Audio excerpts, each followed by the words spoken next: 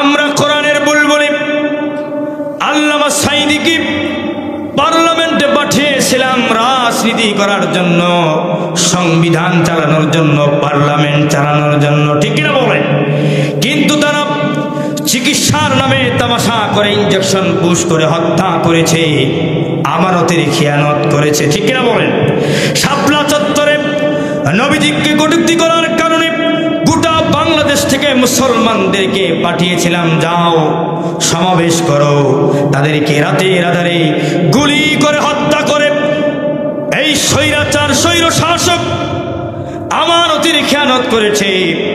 আমরা বিলখানায় বিডিআর পাঠিয়েছিলাম, সেনাবাহিনী পাঠিয়েছিলাম, আমার দেশের শক্তিশালী জওয়ানদেরকে পাঠিয়েছিলাম।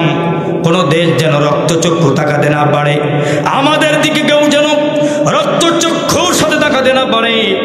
আর তারা ওই বিলখানার ভিতরে সেনাবাহিনী বিজিবিদেরকে হত্যা করে আমানতের খেয়ানত করেছে, ঠিক কিনা বলেন? 2024 সালে ছোট্ট ছোট্ট ছাত্র বন্ধুরা আমার, আবু সাঈদ মুগ্ধরা, এদেরকে আমরা আমানত হিসেবে দেশে লালিত পালিত করেছিলাম। আর স্বৈরাচার স্বৈর শাসক তার লালিত পালিত ওই প্রশাসন দিয়া আবু সাঈদের মুগ্ধদের মতো আমাদের ভবিষ্যৎ প্রজন্মকে তারা দুনিয়া থেকে শহীদ করে দিয়েছে। ওরা আমানতের খেয়ানত করেছে। চিৎকার মেরে বলেন ঠিক না বেঠিক? আমানতের খেয়ানত বুঝে যায় আমার ভাইরা। 3 নম্বর হলো যাকাতু মাকরামা। যাকাতকে যারা জরিমানা মনে করবে, কি মনে করবে? যাকাতকে যারা জরিমানা মনে করবে, এই জনপদের উপরে আমার আল্লাহ গজব নাযিল করবেন।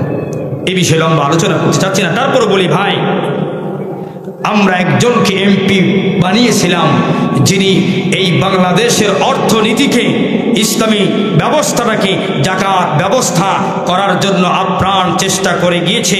আর সেই কোরআনের পাখিকে তারা হত্যা করে তারা আবার ওই কোরআনের পাখির বিরুদ্ধে যাকাত আত্মসাতের মামলা দিয়া নোংরামি করেছে, ঠিক কিনা বলে? নোংরামি করে নাই?